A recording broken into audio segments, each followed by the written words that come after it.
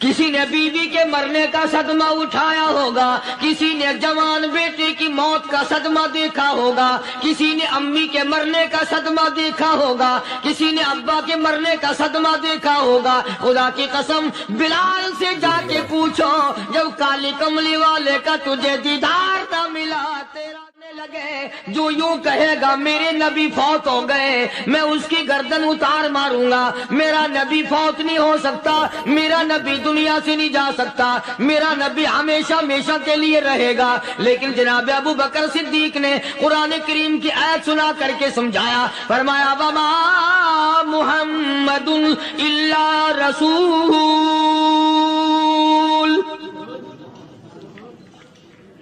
قد خلت من قبلہ الرسل۔ اور لوگوں، ہر نبی آئے رخصت ہو گئے، ہر نبی آئے رخصت ہو گئے۔ دنیا نہ پائیدار جگہ ہے، عارضی زندگی، مستعار زندگی، نہ پائیدار زندگی، فانی زندگی ہر کوئی لے کے آتا ہے، جب جانے لگتا ہے تو پتہ بھی نہیں چلتا۔ اس لیے مجذوب کہتا کہ سونے چاندی کی چمک بس دیکھنے کی بات ہے، سونے چاندی کی چمک بس دیکھنے کی بات ہے، اور 4 دن کی چاندنی پھر اندھیری رات ہے، قبر میں ہمیشہ اندھیرا رہے گا۔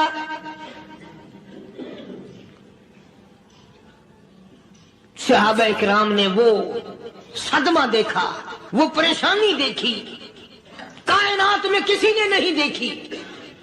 کسی نے بیوی کے مرنے کا صدمہ اٹھایا ہوگا، کسی نے جوان بیٹے کی موت کا صدمہ دیکھا ہوگا، کسی نے امی کے مرنے کا صدمہ دیکھا ہوگا، کسی نے ابا کے مرنے کا صدمہ دیکھا ہوگا۔ خدا کی قسم بلال سے جا کے پوچھو، جب کالی کملی والے کا تجھے دیدار نہ ملا، تیرا کیا حال بنا؟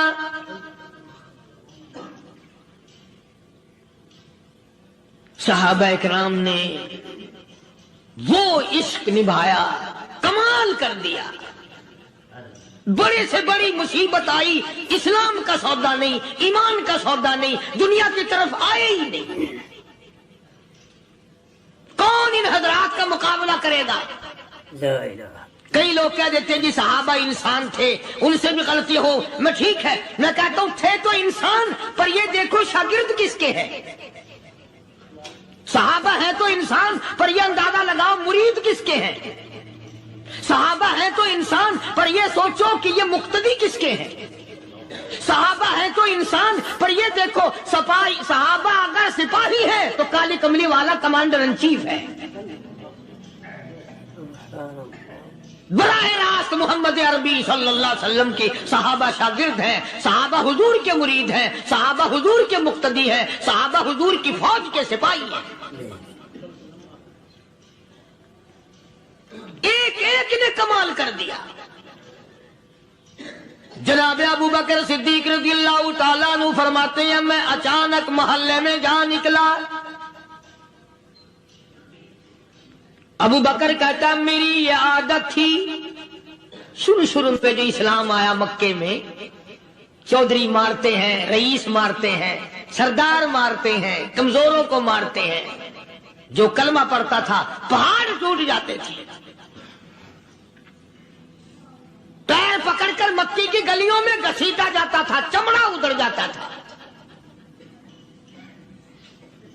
آج یہ بات کہنا بڑا آسان ہے، تبلیغی ساتھی سفر کرتے ہیں، تکلیف اٹھاتے ہیں، اگر جی جاؤ کافروں کو کلمہ سکھا کے آؤ، اور کلمہ تو تیرے پلے نہیں تو کافروں کو تو پھر پہنچائیں گے نا۔ 80 سال کی عمر ہے، کلمہ صحیح نہیں آتا، قبر بالکل سر پہ ہے، موت سر پہ ہے، قبر سامنے ہے، پھر بھی کلمہ نہیں آتا۔ اور میں تو کئی مرتبہ کہا کرتا ہوں کہ یہ بھی فکر کیا کرو کہ اس نبی کی ذات پر تم درود پاک پڑھتے ہو صلی اللہ علیہ وسلم، جس کی ذات پہ خود خدا درود بھیجتا ہے، فرشتے بھیجتے ہیں، ہزاروں بار مشک و عنبر سے منہ دھو کر کے اگر درود پڑھو تو ڈرنا چاہیے بے ادبی نہ ہو جائے، تو غلط ہو درود پڑھتا ہے نبی کی ذات پہ،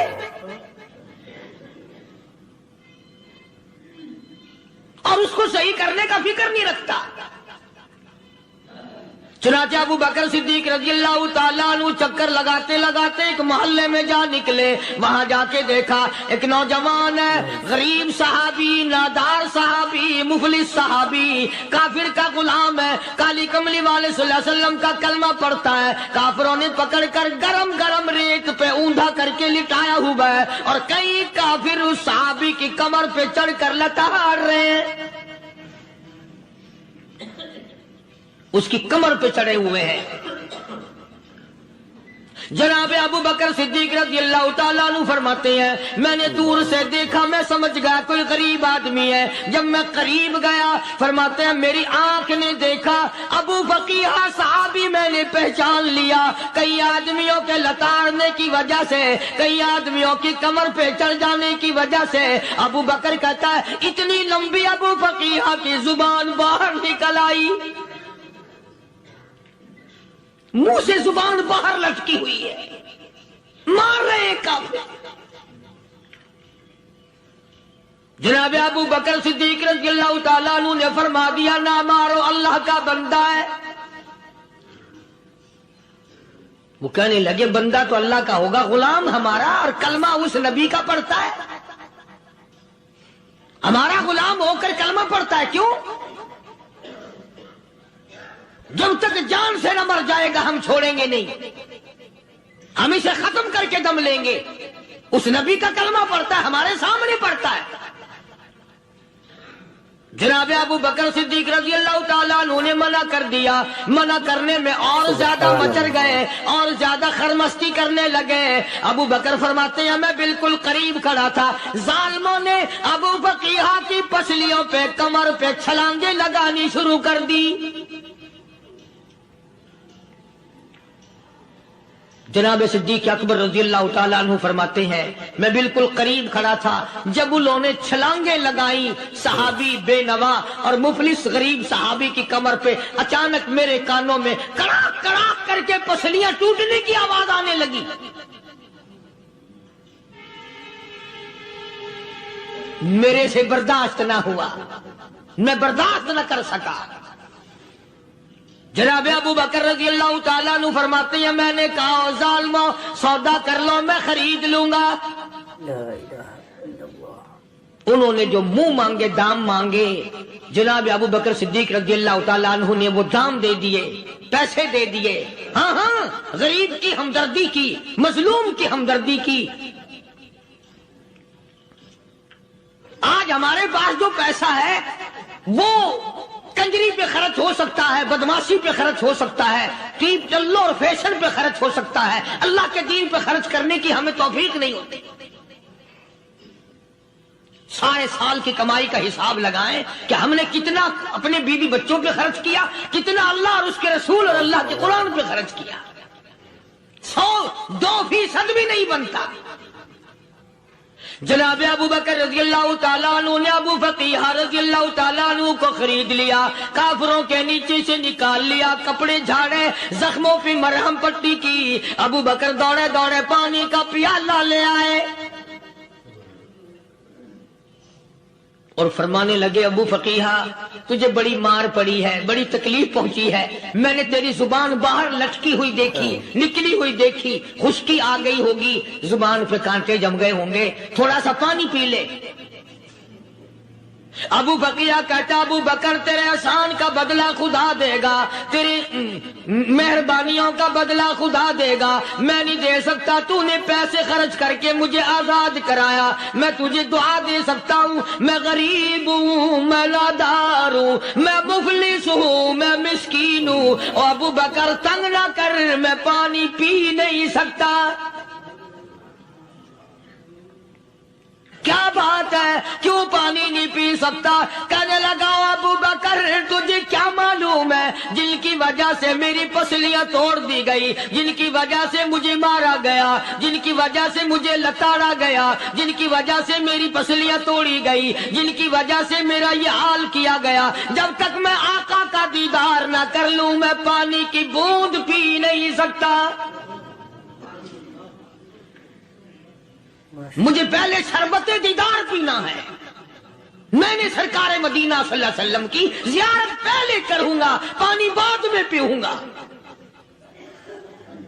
او ابو فقیہ، تجھے تو بڑی سخت مار پڑی ہے، تجھے تو بڑی تکلیف پہنچائی گئی ہے، میں تجھے حضور کے دربار میں لے کے چلوں گا، تو پانی تو پی لے۔ کہتا کوئی مجنوں بتاتا ہے، کوئی کہتا ہے دیوانہ، کوئی مجنوں بتاتا ہے، کوئی کہتا ہے دیوانہ، یہ تو مرض عشق احمد کا ہوا بیمار میں بھی ہوں۔ اور ابو بکر تجھے کیا معلوم ہے، مجھے عشق لگا ہوا ہے، مجھے سوز و گداز لگی ہوئی ہے، میں اپنے دل میں کسی کو بسائے بیٹھا ہوں، جب تک اس آقا کا دیدار نہ کر لوں مجھے چین نہیں آئے گا۔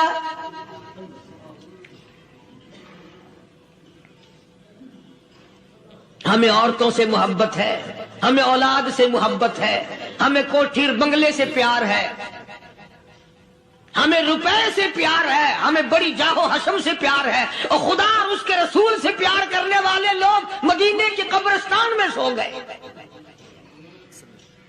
قرآن سے پیار کرنے والے لوگ، حضور کے درباری لوگ وہیں سو گئے۔ اندازہ لگاؤ، کوئی مار کھا کے اپنے ماں باپ کے پاس جائے گا، کوئی بھائی برادری میں جائے گا، کوئی تھانے میں رپورٹ لکھوانے جائے گا، کوئی اسپتال میں سرٹیفکیٹ لینے جائے گا، کوئی ڈاکٹری کرانے جائے گا۔ ابو فقیہ تم کتنے خوش نصیب ہو، امام الانبیاء کے دربار میں چلے ہو۔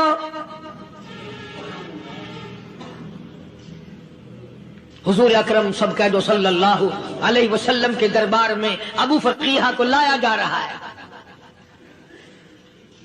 علماء نے لکھا ہے کہ جب ابو فقیہ حضرت کے دربار میں پہنچے تو خبر تو پہلے تھی نا کہ بڑی مار پڑی ہے، رحمت کائنات نے اٹھ کر سینے سے لگا لیا، تشریف فرما ہوئے، فرمایا ابو فقیہ جی حضور، میں نے سنا ہے تو نے پانی نہیں پیا، اتنی مار پڑی تیری پسلیاں توڑ دی گئی، تیری کمر پہ چھلانگیں لگائی گئی، تجھے گرم گرم لیپ پہ لٹایا گیا، تیری زبان باہر نکل آئی، اور میں نے سنا ہے تو نے پانی نہیں پیا۔ کہتا ہے آقا ہاں نہیں پیا۔ فرمایا کیوں نہیں پیا؟ کہتا ہے آقا میں اس وقت پانی پیتا میرے منہ میں صرف پانی جاتا، اب پیوں گا ہاتھ تیرا ہوگا منہ میرا ہوگا، پانی میرے منہ میں جائے گا، مجھے حوض کوثر کا مزہ یہی آ جائے گا،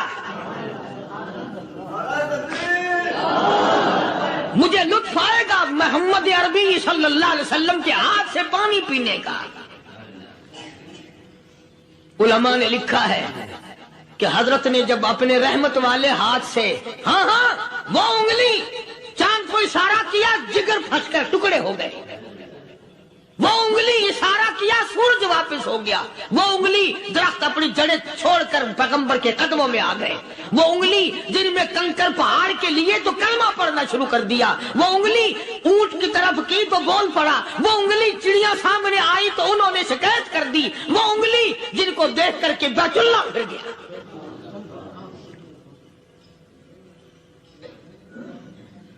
مدنی کریم صلی اللہ علیہ وسلم نے یوں پانی کا پیالہ اٹھایا، ابو فقیہ نے پیالہ پکڑنے کے لیے یوں آگے کو ہاتھ کیا، فرمایا اب وہی بات ہوگی، ہاتھ میرا ہوگا منہ تیرا ہوگا، میں اپنے ہاتھ سے پلاؤں گا۔ ابو فقیہ کو پانی پلا دیا، اور پانی پلانے کے بعد پوچھا اب تیرا کیا حال ہے؟ اب حال کیا ہے؟ کہتا آقا تیرے چہرے پہ فدا شمس و قمر، تیرے چہرے پہ فدا شمس و قمر، تیری زلفوں پہ تصدق شام و سحر، تیرے چہرے پہ فدا شمس و قمر، تیری زلفوں پہ تصدق شام و سحر، رخسار پہ ٹھہرے کس کی نظر، تیری باقی ادا کا کیا کہنا، اور کالی کملی والے تیری زیارت ہوئی سارے دکھ بھول گیا۔ میرے سارے غم ٹل گئے، میرے سارے دکھ دور ہو گئے، میری ساری پریشانی دور ہو گئی، اور میں تو اب مزے میں ہوں۔ جناب ابو بکر صدیق رضی اللہ تعالیٰ عنہ نے مال خرچ کیا، صحابہ کرام کی جانیں بچائیں۔ قیامت کا دن ہوگا، ساری کائنات کی پیشی ہوگی، اللہ پاک پوچھے گا کہ دنیا میں کیا کرتا تھا؟ کوئی کہے گا میں کھیتی باڑی کرتا تھا، کوئی کہے گا میں دفتر میں نوکر تھا، کوئی کہے گا میری دکان تھی، کوئی کہے گا میں یہ کمائی کرتا تھا، کوئی کہے گا میں یہ کمائی کرتا تھا۔ آئے گی باری ابو بکر کی، اللہ پاک پوچھے گا دنیا سے کیا لایا؟ ابو بقیہ، حضرت بلال، حضرت نادیہ، حضرت زنیرہ اور کتنے صحابہ کرام کی جماعت کو پکڑ کر اللہ کے عدالت میں کھڑا کر کے ابو بکر کہے گا الہی صدیق کی کمائی تیرے سامنے موجود ہے۔ مبارک ہیں یہ لوگ کہ ان حضرات نے محض اللہ اور اس کے رسول کریم صلی اللہ علیہ وسلم کو راضی کرنے کے لیے اپنا سب کچھ قربان کر دیا، اور خود رسول کریم صلی اللہ علیہ وسلم نے ان کو ایسی تعلیم دی، ایسے اخلاق دیے کہ حد ہو گئی۔ دربار رسالت ہے، ایک کافر مسافر آتا ہے بھی کافر، ہے بھی مسافر، ہے بھی معمر، بوڑھا آدمی ہے۔ کبھی کبھی سوچتا ہوں کہ اس زمانے کے تو کافروں میں بھی کوئی خوبی ہوا کرتی تھی، منافقت تو نہیں تھی نا، منافقت نہیں تھی، چال بازی نہیں کرتے تھے، ہیرا پھیری نہیں کرتے تھے۔ سبحان وہ بوڑھا مسافر کافر سرکار دو عالم صلی اللہ علیہ وسلم کے دربار میں آیا، آ کے کہنے لگا نبی اللہ میں بوڑھا ہوں، مسافر ہوں بھی تیرا اور تیرے خدا کا منکر، پر میں سوال کرتا ہوں کوئی سواری دو، میرا گھر بڑا دور ہے، میں اس پر سوار ہو کر اپنے گھر پہنچ جاؤں۔ حالانکہ مسلمانوں کے پاس سواریاں کہاں تھی، خود تنگی میں تھے، وطن چھوڑ کے آئے، قربانیاں دے کے آئے، پتے چباتے ہوئے آئے، پانی پورا رج کے پینے کے لیے پانی نہیں ملتا، اور حضور کریم صلی اللہ علیہ وسلم کو پتا تھا کہ یہ سوال کرنے والا ہمارے عقیدے کا نہیں، رحمت کائنات کا دریائے کرم جو اس میں آیا، صحابہ کرام کی طرف خطاب کر کے فرمایا کون ہے جو آج میں محمد الرسول اللہ صلی اللہ علیہ وسلم کو سواری دے؟ کون ہے جو آج مجھے سواری دے؟ میں جنت میں اعلیٰ درجے کی سواری کا وعدہ کرتا ہوں۔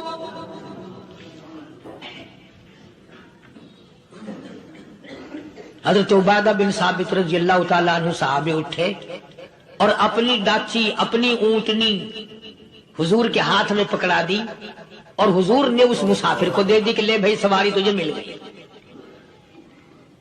اب وہ مسافر جو تھا بوڑھا، وہ کہنے لگا جی میرے پاس کپڑا بھی نہیں ہے۔ اب تم جیسا اگر کوئی سیٹ ہوتا نا، آنکھیں نکالتا کہ ہم نے تیرے لیے یہاں کو ٹیکسٹائل مل چلا رکھے، سواری مل گئی تو اور آگے کو چل گیا، راستہ پکڑا پڑا جا۔ خدا جانے دھکے دیتے، خدا جانے مکے مارتے، خدا جانے کتنی باتیں بناتے۔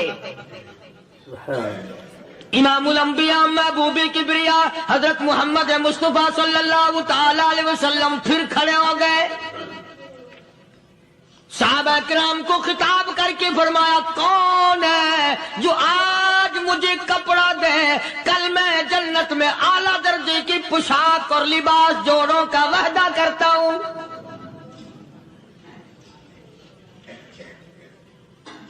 ایک صحابی نے اپنا کپڑا اتار کر حضور کے ہاتھ میں دے دیا صلی اللہ علیہ وسلم، یعنی ان کو کتنا یقین ہے حضور کی زبان پہ۔ سودا جنت کا ہو رہا ہے، زبان ہے کالی کملی والے کی، سودا ہو رہا ہے جنت کا۔ اور آج تمہیں سارا قرآن سنا دو، اس سنانے والے کا بھی ڈھلا تے سننے والا، مولوی کہتے رہتے ہیں یار کوئی بات نہیں، جنت کس نے دیکھی ہے؟ صحابہ کرام میں سے کسی نے کپڑا دے دیا، حضور کریم صلی اللہ علیہ وسلم نے کپڑا لیا اور اس مسافر کو دے دیا کہ لے بھی کپڑا بھی مل گیا، ہے بھی کافر اپنے عقیدے کا نہیں، اپنے قبیلے کا نہیں، اپنے خاندان کا نہیں۔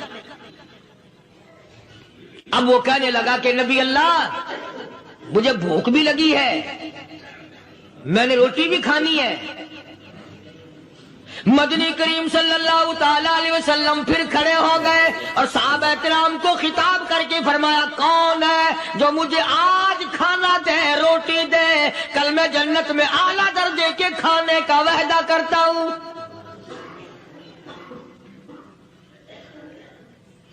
اس سوال کا جواب پورے مجمع میں سے نہ ملا۔ یوں لکھا علماء نے، 300 صحابہ کا مجمع بیٹھا ہوا تھا۔ فاقہ ہو 300 صحابہ کا بھی فاقہ، کالی کملی والے کا بھی فاقہ۔ 3 دن سے کچھ نہیں کھایا، کچھ نہیں ملا، کوئی جواب نہ ملا۔ صحابہ کرام کی جماعت خاموش رہ گئی۔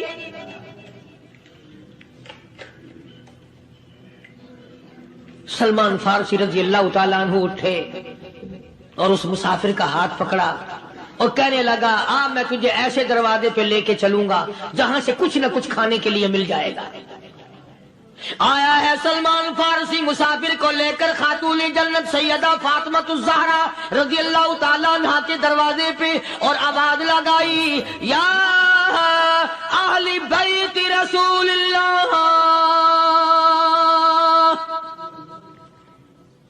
انطعموا فی سبیل اللہ۔ نبی کی لخت جگر، نبی کی نوری نظر اور نبی کے جگر کے ٹکڑے اور کالی کملی والے کی بیٹی، اے فاطمہ ایک آدمی بھوکا ہے، کھانا کھلانا ہے، اس کے لیے کھانا بھیجو۔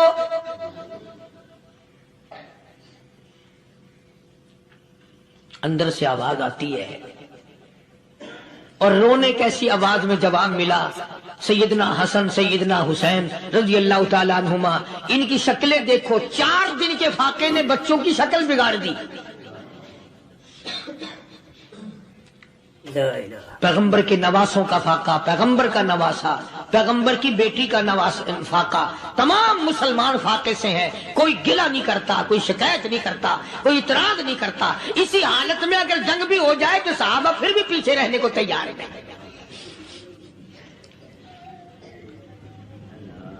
جب اندر سے یہ جواب ملا کہ تمہارا تو 3 دن کا فاقہ ہے، فاطمہ کہتی ہے میرا اور میرے بچوں کا 4 دن کا فاقہ ہے،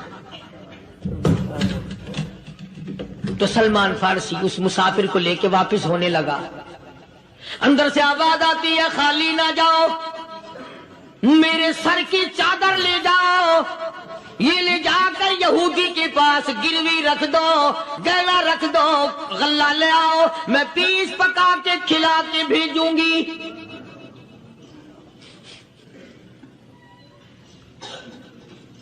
کہاں آج ایسے سخی عورت ہیں، کہاں ایسے سخی مرد ہیں؟ مسافر کو کون کھلائے، دین پر خرچ کون کرے؟ کسی طالب علموں کو، آپ میں سے اکثریت ایسے لوگوں کی ہے جنہوں نے ساری عمر میں، سارے سال میں کبھی ایک قرآن پڑھنے والے طالب علم کو روٹی نہیں کھلائی، اور پھر یہ کبھی نہیں سوچا کہ میں آخر کما رہا ہوں تو کیا کر رہا ہوں۔ بس شیطان یوں کہہ دیتا ہے یہ تو بڑے بڑے امیروں کا کام ہے، تو غریب آدمی ہے، تیرے بس کا یہ کہاں کام ہے؟ یہ تو بڑے بڑے امیروں کا کام ہے طالب علموں کو، مسافروں کو کھانا کھلانا۔ کل قیامت میں اگر اللہ نے یہ فرما دیا کہ جنت تو میں نے امیروں کے لیے بنائی ہے، تو مزدور ہے، بھاگ یہاں سے، پھر کیا بنے گا؟ مولانا مظفر حسین صاحب کاندھلی سب کہہ دو رحمت اللہ علیہ، بہت بڑے بزرگ گزرے ہیں، ہمارے اکابر میں سے ہیں۔ کاندھلا ایک قصبہ ہے جس نے بڑے بڑے ولی پیدا کیے ہیں۔ مولانا مظفر حسین صاحب کاندھلی، مولانا الہی بخش صاحب کاندھلی، مولانا محمد زکریا صاحب شیخ الحدیث رحمت اللہ علیہ کاندھلے کے، مولانا محمد الیاس صاحب دیلوی رحمت اللہ علیہ امیر تبلیغی جماعت کے ایجاد کرنے والے، شروع فرمانے والے، یہ بھی کاندھلے کے ہیں۔ تو یہ سارے بزرگ اس قصبہ کاندھلے کے ہیں۔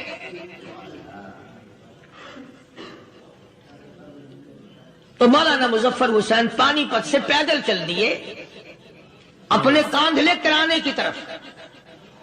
راستے میں ایک بستی آئی، شام ہو گئی تو حضرت نے وہیں قیام کر لیا، ٹھہر گئے۔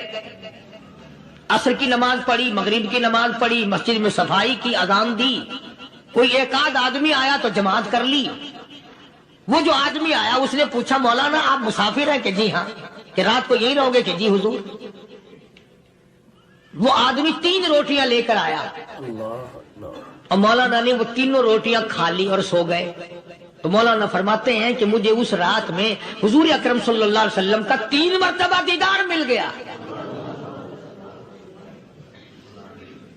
3 مرتبہ حضور کی مجھے زیارت ملی۔ مولانا فرماتے ہیں میں تو اگلے دن بھی وہاں ٹھہر گیا کہ یہ جگہ چھوڑنے کی ہے، جہاں اتنی بڑی دولت ملے یہاں تو ساری عمر پڑا رہے آدمی۔ تو حضرت فرماتے ہیں کہ اگلے دن وہی مسافر، مولانا مسافر ہیں، وہی آدمی ہے، 2 روٹیاں لے کر آیا اور مولانا فرماتے ہیں میں نے 2 روٹیاں کھا لی تو اس رات کو مجھے 2 مرتبہ حضور صلی اللہ علیہ وسلم کا دیدار ملا۔ میں تیسرے دن بھی وہیں ٹھہر گیا۔ تیسرے دن شام کو وہی آدمی 1 روٹی لے کر آیا اور میں نے وہ روٹی کھا لی تو اس رات کو حضور کریم صلی اللہ علیہ وسلم کی 1 مرتبہ زیارت ہوئی، 1 مرتبہ دیدار ملا۔ تو مولانا فرماتے ہیں میری سمجھ میں یہ بات بیٹھ گئی کہ یہ نہ تو جگہ کی برکت نہ بستی کی برکت، یہ تو اس کی روٹیوں کی برکت ہے۔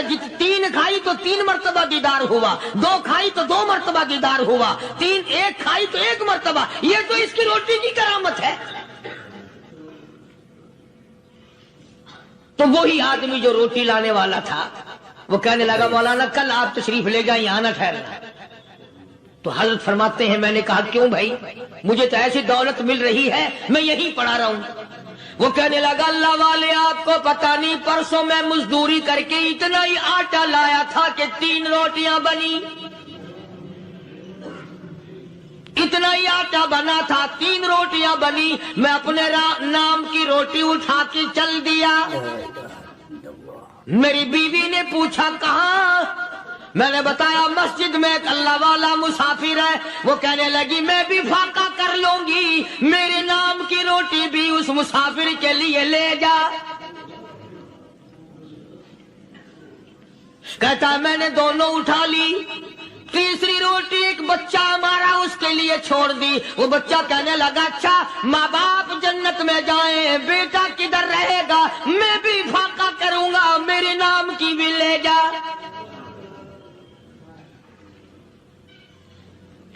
میں نے 3 روٹیاں لا دی اور اگلے دن جو میں نے مزدوری کی اس کی 3 روٹیاں بنی، بچے کی حالت خراب ہو گئی تھی، اس کو دے آیا۔ ہم نے میاں بیوی نے چوتھے دن بھی فاقہ کر لیا اور آج بیوی کی حالت بھی خراب ہو گئی تھی، آج صرف اپنی لایا ہوں۔ مولانا اس لیے عرض کر دیا کبھی کل میرا پیر نہ پھسل جائے، ایسا نہ ہو میرا قدم ڈگمگا جائے، ایسا نہ ہو بھوک کا مارا میں کچھ اور کر بیٹھوں، اس لیے عرض کر دیا کل آپ تشریف لے آئیں۔ عرض میں یہ کر رہا تھا کہ کسی زمانے میں دوسرے کی خیر خواہی کے لیے لوگ سب کچھ کر گزرتے تھے۔ حضرت محمد الرسول اللہ صلی اللہ تعالی علیہ وسلم کے پاس جنگ بدر کے قیدی آئے تھے، کافر، اسلام کے دشمن، دین کے دشمن، قرآن کے دشمن، ایمان کے دشمن، مگر صحابہ کرام کو فرمایا یہ میرے مہمان ہیں، حضور نے فرما دیا صلی اللہ علیہ وسلم۔ ایک صحابی جو ایک مہمان کو لے گیا، حضور کے مہمان کو، تھے جنگی قیدی۔ علماء کرام نے لکھا صحابی کے گھر میں کھانا تھوڑا تھا، اس کافر کو تو کھانا دے دیا، آپ اس کے پاس بیٹھ کر درخت کے پتے چبا لیے۔ دوسرا دن آیا پھر ایسا ہی کیا، اس حضور کے مہمان جنگ بدر کے قیدی کافر کو کھانا کھلایا، خود درخت کے پتے چبا لیے۔ تیسرا دن آیا، وہ جنگی کافر کہنے لگا، قیدی کہنے لگا آج پہلے کلمہ پڑھا پھر روٹی کھلا، میں پہلے مسلمان بنتا ہوں اس کے بعد میں کھانا کھاؤں گا۔ ارے تم اتنے اپنے اوپر دوسرے کو ترجیح دیتے ہو کہ ہم کافر بھی ہیں، تمہیں مارنے والے تمہیں مارنے آئے تھے، اور تمہارا حال یہ کر دیا کالی کمری والے نے کہ خود پتے چباتے ہو، دشمن کو کھانا کھلاتے ہو، خود درختوں کے پتے چبا رہے ہو۔ محمد صلی اللہ علیہ وسلم نے تمہیں اتنا اونچا بنا دیا، نگاہ نبوت نے تمہیں ایسا رنگ دیا، اور نبی کے دروازے نے تمہیں وہ دیا کہ قیامت آ سکتی ہے مگر صحابہ تمہاری دولت نہیں چھین سکتے۔ تو فاطمہ الزہرا رضی اللہ تعالی عنہا نے سر کی چادر اتار کر دے دی سلمان فارسی کو کہ یہ لے جا، یہودی کے پاس جا کے گروی رکھ دے، دانا غلہ لے آ، میں پیس پکا کے کھلا کے بھیجوں۔ سلمان فارسی کہتے ہیں رضی اللہ تعالی